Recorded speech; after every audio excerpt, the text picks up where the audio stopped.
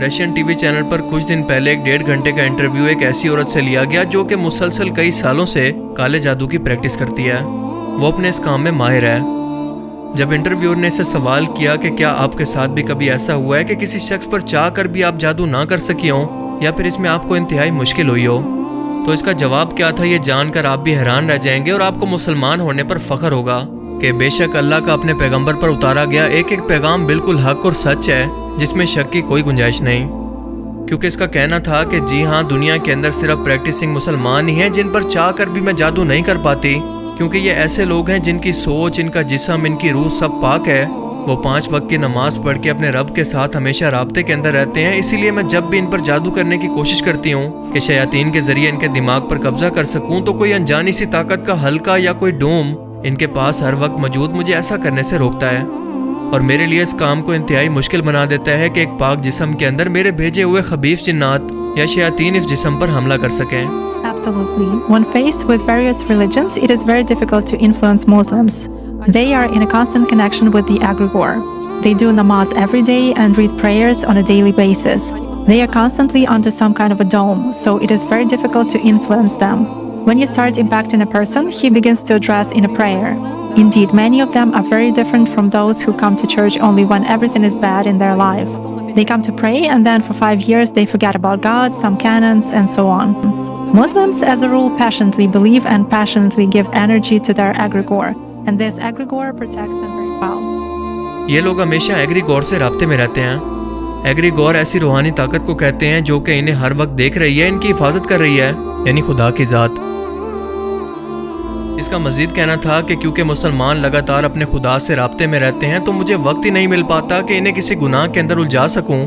ये लोग इन लोगों से बिल्कुल मुख्तलिफ हैं जो कि हफ्ते में एक बार चर्च आकर अगले 5 साल बाद दोबारा वहां पर चक्कर लगाते हैं, क्योंकि मुसलमान हर वक्त अपनी दुआ की सूरत में एक एनर्जी अपने रब के पास पहुंचाते रहते हैं और बदले में इनका खुदा ना सिर्फ इनकी दुआओं को सुनता है बल्कि इनकी हिफाजत भी करता है और इनकी दुआओं का जवाब भी देता है। इसीलिए इनके दिमागों पर कब्जा करना इंतहाई मुश्किल है।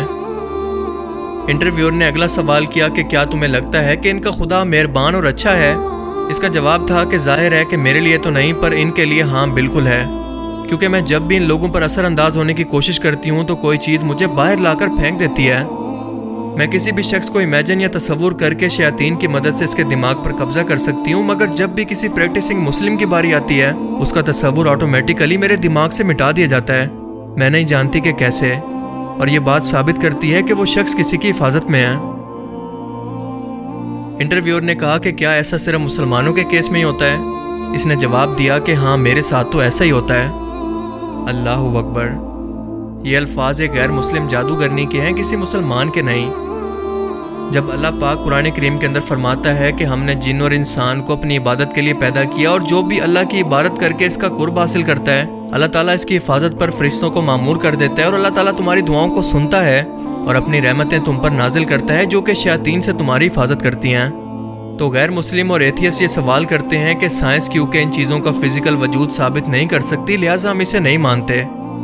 ये वो कमअकल लोग हैं जो कि मानते हैं कि इनका फिजिकल जिस्म मौजूद है, पर इसके साथ साथ इनका कोई सॉफ्टवेयर भी मौजूद है जो कि जिस्म को चला रहा है, यानी कि रूह। ये मानते हैं कि इनका दिमाग तो मौजूद है, पर इसके साथ साथ इस दिमाग के अंदर सोच भी मौजूद है, इसे हम देख नहीं सकते।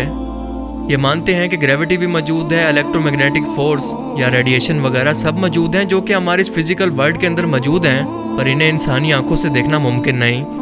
ये मानते हैं कि इंसान के अंदर गुस्सा, जेलसी, खुशी, ये सब फीलिंग्स मौजूद हैं जिन्हें देखना मुमकिन नहीं और ना ही साबित करना मुमकिन है, लेकिन फिर भी इन सब अनदेखी चीज़ों पर यकीन रखते हैं। सिर्फ यकीन नहीं करते तो सिर्फ उन बातों पर जो कि कुरान में या इस्लामी तालीमात के अंदर बयान की गई हैं। इससे बड़ी मुनाफकत भला क्या हो सकती है? क्योंकि अगर इनका स्टैंडर्ड एक ही है तो इन सब ना नजर आने वाली चीज़ों का फिजिकल वजूद पहले साबित करें और उसके बाद उस पर यकीन रखें।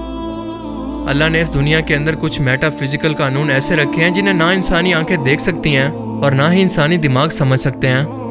अपनी फील्ड में माहिर शख्स ही अपने प्रोफेशन के बारे में हकीकत बयान कर सकता है, तो क्या इस रशियन जादूगरनी का इंटरव्यू ये साबित करने के लिए काफ़ी नहीं कि नमाज दिन में 5 मरतबा क्यों फ़र्ज की गई?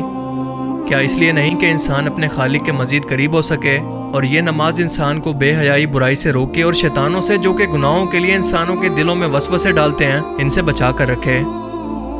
اب سوال یہ بھی ہے کہ اگر اللہ چاہتا تو بنا کسی نماز کے بھی اپنے ماننے والے بندوں کو ان شیطانوں سے بچا سکتا تھا، تو پھر نماز کیوں فرض کی گئی؟